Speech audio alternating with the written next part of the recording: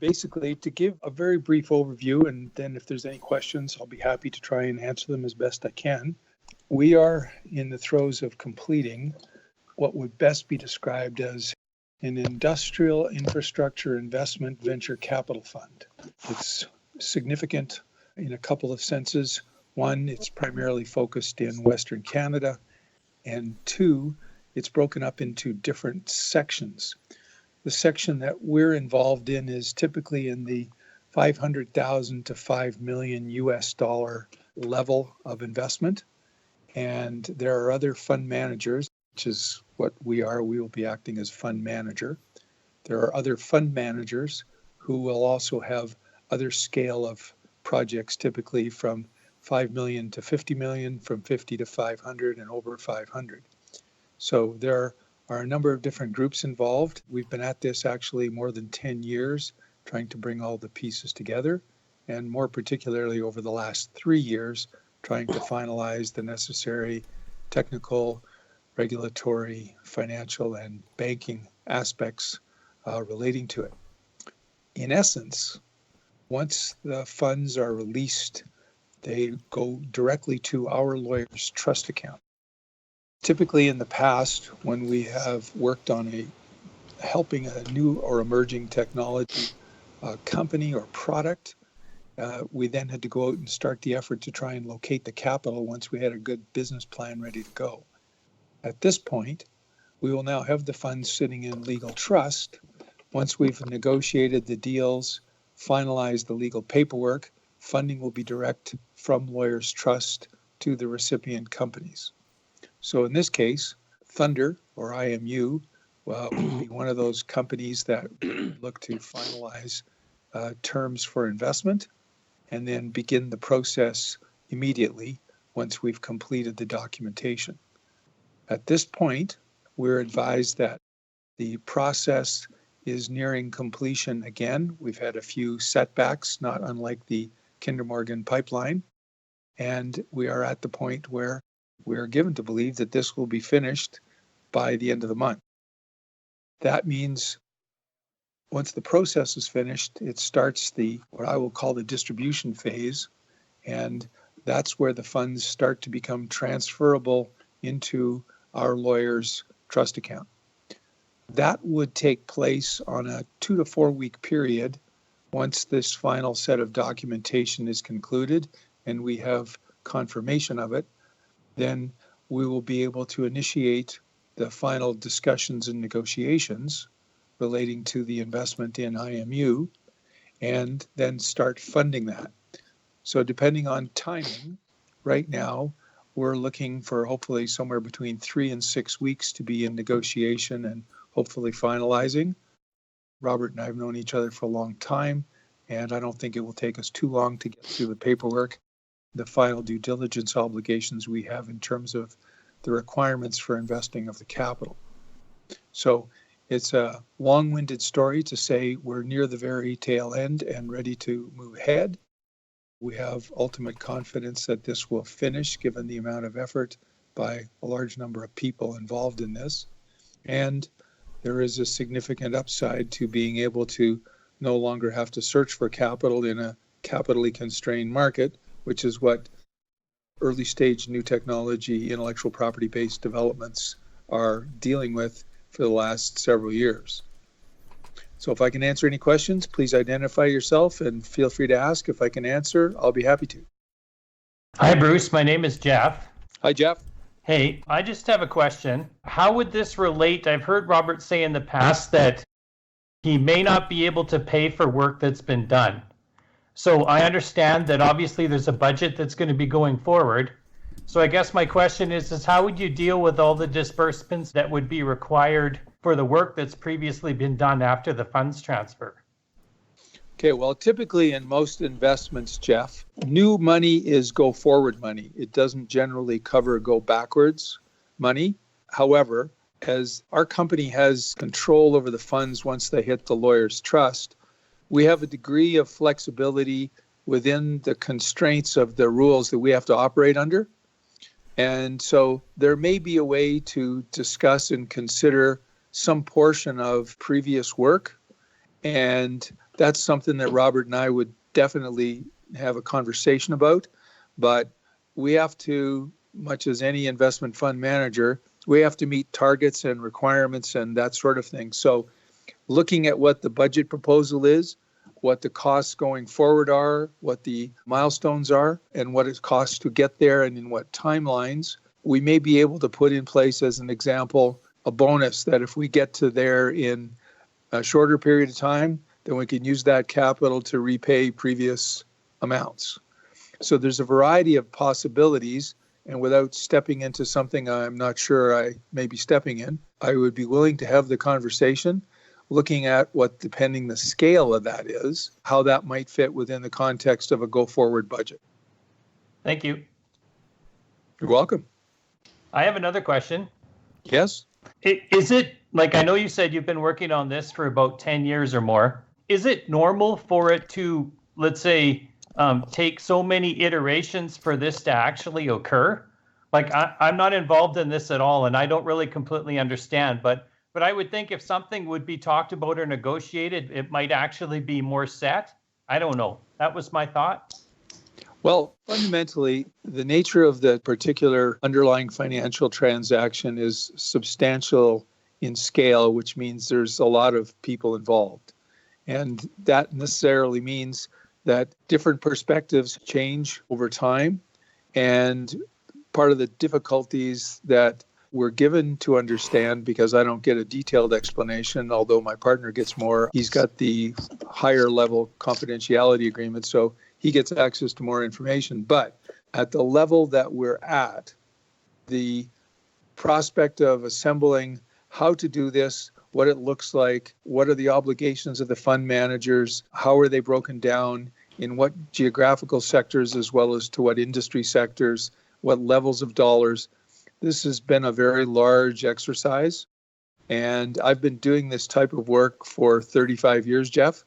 And I can tell you that don't move quickly. At the best of times, private funds simply don't jump on board, depending on the state of the marketplace, the state of the bond market, the state of the corporate debt market, stock market, et cetera. There's a bunch of underlying factors. And clearly, those factors are affected by changes in politics. As an example, Brexit, things that are happening in Europe. Lots of different factors affect it. So the ability to complete, transactionally, we've been complete for several months. But procedurally, the process for moving ahead has been the last impediment. And it appears that they've now resolved whatever the particular challenges have been. At least that's what we're given to understand as of this week. And they've given us indications that we should expect they should be finished before the end of next week. So that's the best I can tell you. It's simply an iterative process, no different than running a do loop. If you have a change, then you have to iterate.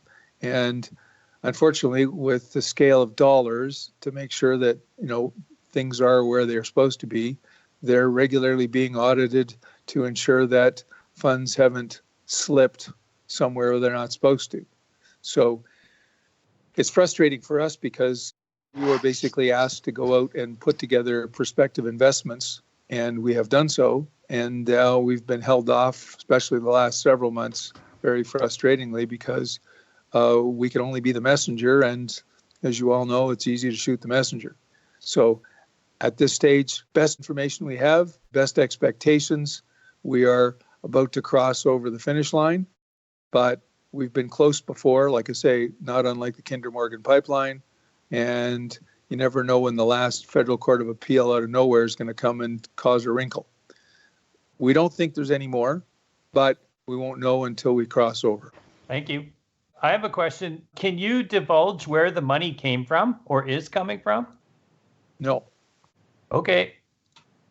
All I can tell you is that in typical financial industry parlance, these are good, clean, cleared funds legally earned or acquired of non-criminal origin without lien or encumbrance.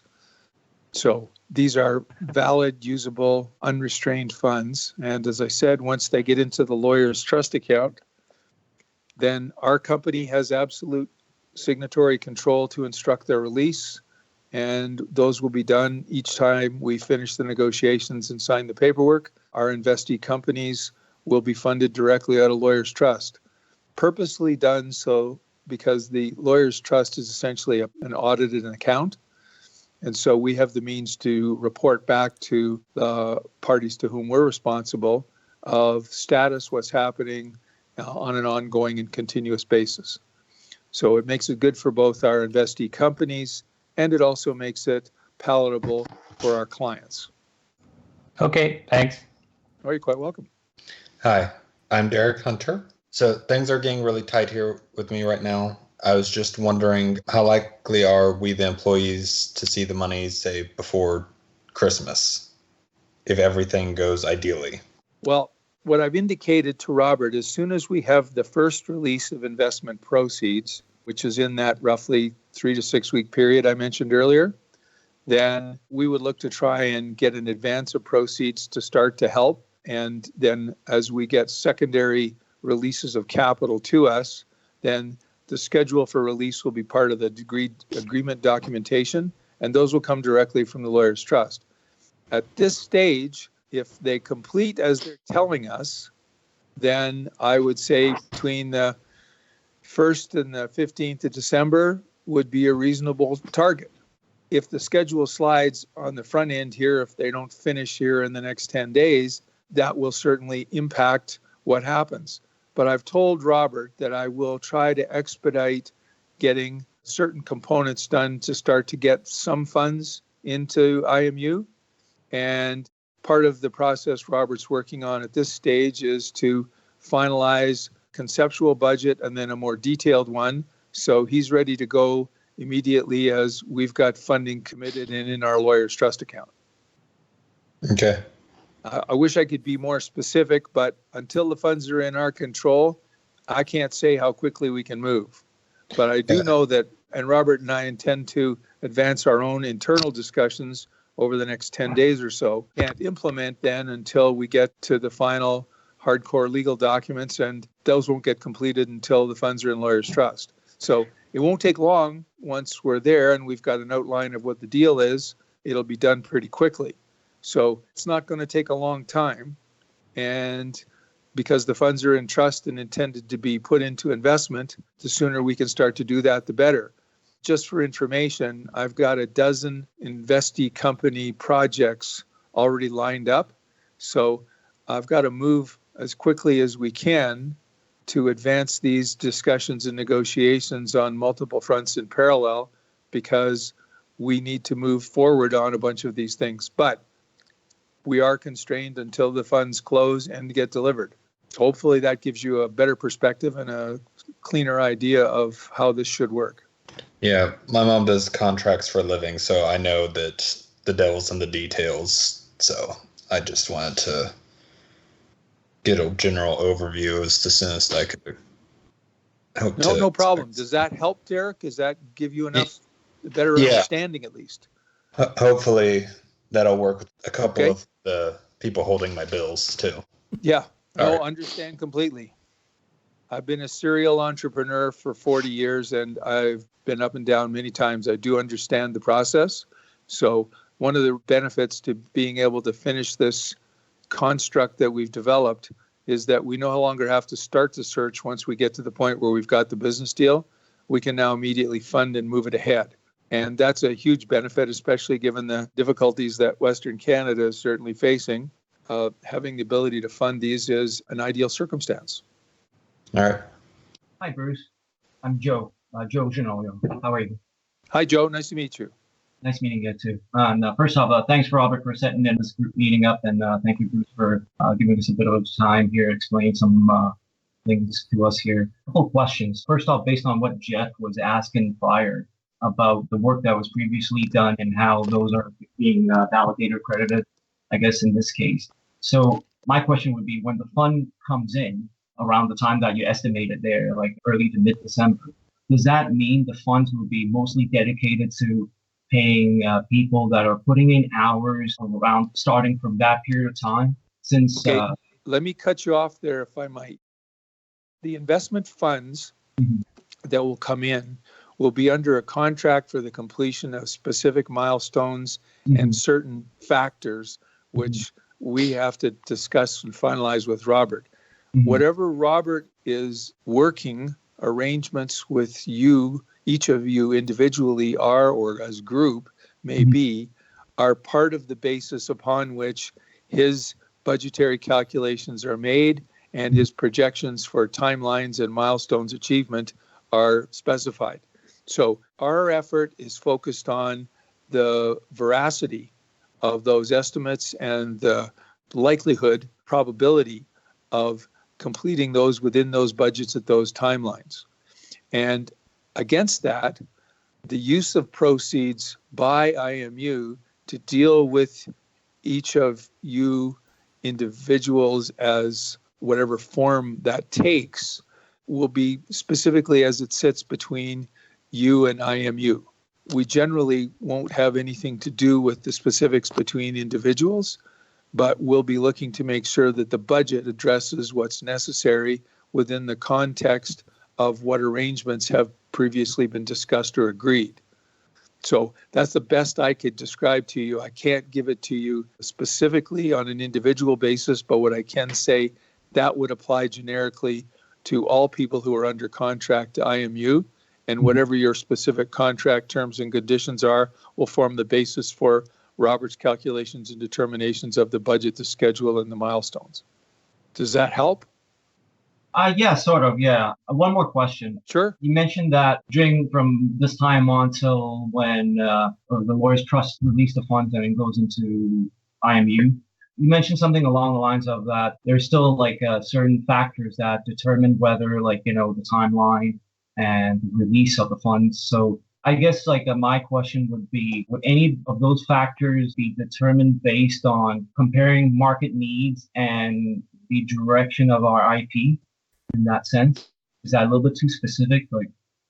Well, probably from my point of view, that's a question that you want to review with Robert and look at how things, are intended, expected, desired, wished to take place. Mm-hmm. And his overarching requirement will be to make sure that the milestones can be achieved on the schedule and on the performance within the specified budget. So what does the budget have to be and how do those funds get released going ahead?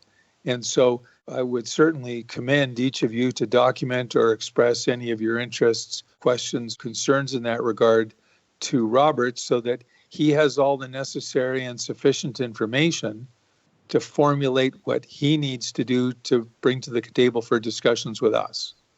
Mm-hmm. Okay. All right. Thanks for answering that. I mean, I guess I'm just trying to put in perspective, like a lot of us here, to figure out understanding financial structure and how the funds are being run through is one thing, but I guess it's safe to say, I can speak for a lot of us here. It's we're trying to figure out our recourse with getting our time and effort that we've invested into this IP being validated in a sense, I guess in this case, to sustainability and how we move forward from here. So, well, what I am is specifically aware that there are existing contractual and other types of arrangements that have been made with IMU and a variety of people. And to ensure, technically from a due diligence point of view, that the requirements that we need to meet are sufficient and appropriate to address those arrangements, while at the same time providing the capital to go ahead as opposed to dealing with what's already taken place. And again, that's part of Robert's preparation for the presentation of, what the circumstances and needs are and what the objectives are. And with that in mind, I would encourage anyone who hasn't, if they have any questions or concerns in that regard, to make sure you clearly, specifically document them and raise any questions that may need to be raised from your perspective. And then that can form the basis of conversations that impact on the discussions we have regarding the investment and the timing and the release of the dollars over those scheduled milestone timelines. All right. Thank you for your time, Bruce, and the information. Appreciate that. Oh, you're quite welcome. Anybody else? I have a question. May I ask who this is? My name's Karina Williams. Hi, Karina. I was just wondering, once we get paid the first time, whenever the funds do come in to be distributed, Will there be another period of no payment, or will it be a consistent set in stone once or twice? Again, this forms part of the budgetary preparations and scheduling that Robert's working on. And so the idea of how that's going to work is going to be a function of what the need requirement level of funding is against the accomplishments that are coming out of it. So that'll be part of what the process is. How does it need to work? Where is it now? What are the differences? How do we cover that? So I would expect to be able to give you a better answer, but at this point in time, we don't have enough information to do the evaluation. So I would expect that on the basis that we've got, suitable numbers, that the process will put everybody on a more stable, normalized footing, and that will be part of that budgetary process and this, the investment negotiation. Okay. Does that help, Karina? Yeah, thank you. Quite welcome. I encourage anybody to ask a question. There's no bad questions. I have a question, Robert. I don't know if you can answer, but I guess I was just thinking from the point of view that as the company pursues other forms of funding, like, is this just part of the whole package to be able to make sure that we get to an end product? I was just wondering if you'd comment on that. If we were looking for the vertical slice and then you said that we were going to pursue perhaps other parts or portions or something like that, I guess that's what I'm just wondering. Or is this going to be enough, do you think? So my understanding is that this is going to be enough money for us to get to beta. And let me just tie that together with some of the other questions about working previous to the release of funds. We've got a couple different contracts. I can't answer very simply because there's two different kind of contracts. Actually, there's three different kind of contracts, but just two basically with the team that's mostly here. So the arrangement has been with everybody that's on a participation agreement is that when we get to beta, we would be able to use virtual goods to liquidate. And that's just as simple as the amount that you're owed. You get that amount in virtual goods, you drag and drop, the items sell, you get your money, you cash out. There's going to be quite a good return on that. So that is a worthwhile thing. And that's mostly what I've negotiated with everybody on the team. As far as the people with the freelance agreements, those are paid agreements. So that's a little different matter. Like Bruce is saying, we'll have to sort that out. I think I have a plan. I don't really want to go on record with that yet because it's something I want to work out with each individual person. I believe that what we're talking with Bruce here is enough funds to get us to cash flow. So we would get to an end product that way. And that's without any diversified funding being involved. However, because of these delays, it's kind of put a whole bunch of other things on track, which are really good things to diversify our financing. And so even if we get to beta and there is no cash flow until product release, we're going to be fine closing one or more of these other things. Now, that's just my understanding. I could be calculating this incorrectly, but I think that's a nice, safe way to take a step forward. Bruce, did you want to comment on that? No, basically, I think the idea is we need to know what the budget is, how the timeline is, and what those numbers are. The budget, as I've said, is based on the needs to cover the contracts that are out. And having said that, we have to be able to accomplish what the milestone objectives are associated with. So that's the team's responsibility. Robert will be responsible for that. But in terms of the investment, we're not doing what I will call hands-on oversight. We're going to be kept continuously apprised, but we're not trying to get into the coding. I finished coding computers probably long before some of you were born. So the idea is not to be micromanagers. We're going to be overseeing the critical components and making sure that we get the accomplishments at the budgets, and the funding that goes with it will be tied in a fashion to ensure that everybody's objective is the same. So the faster you go, the faster you get paid, the sooner you get it completed, the sooner that we're done, we're under budget and under time. There will probably be something like a bonus pool that will help everybody again. So we want everybody on the same team, highly cooperative, not any competition. Everybody's got the same end result. And in that way, both the development team and the investment team are able to benefit their respective interests. Hopefully that's of some clarification. Yep, thank you. Oh, you're quite welcome. I hear silence, so I don't presume there's a whole lot of other questions. If you have any other questions, please feel free to send them to Robert, and I'll be happy to answer them in emails as they might arise. And hopefully we'll be taking some more substantial steps forward here over the next 2 weeks. Sounds very good. We'll ask one more time if this is your time to ask questions, guys. So if you have any questions, please ask. Yeah, I'm just excited. It's a great thing to have this in place, even though it's been delayed. Our last project, we never had this. Bruce, you did actually come over with your son to our last project, but Yeah. we were nowhere near this stage yet. It's very nice. It's frustrating, but it is very exciting as well. So Hopefully it'll get easier sooner. And like I said, I'm happy to answer any questions if you get them in writing, if someone was uncertain about speaking. So I'm happy to answer any questions. And please feel free to let me know if I can provide any information that might be helpful. the number one question I get is, when is this going to happen? Of course, we can't answer that, unfortunately. Well, right now, as soon as possible, my hope is, like I say, 3 to 6 weeks based on the information we have had in the last few days. So I'm hoping that they meet this schedule, because I would definitely like to get a few things off my plate before we get to the 15th of December. I need a break. Yeah, I hear you. And just so everybody knows, we've got the account already set up. The lawyer already has the information for the wire transfer, so we're all set to go. It's just a matter of it happening. Yep. Okay. Well, I appreciate everyone's time and thank you for listening. And we'll hopefully be in contact again very soon. Thank you, Bruce. Have a great day. All Thanks right. for coming. Thank you. All right. Take care. Thank you, Robert. Thank you, everyone. Bye-bye. Bye now.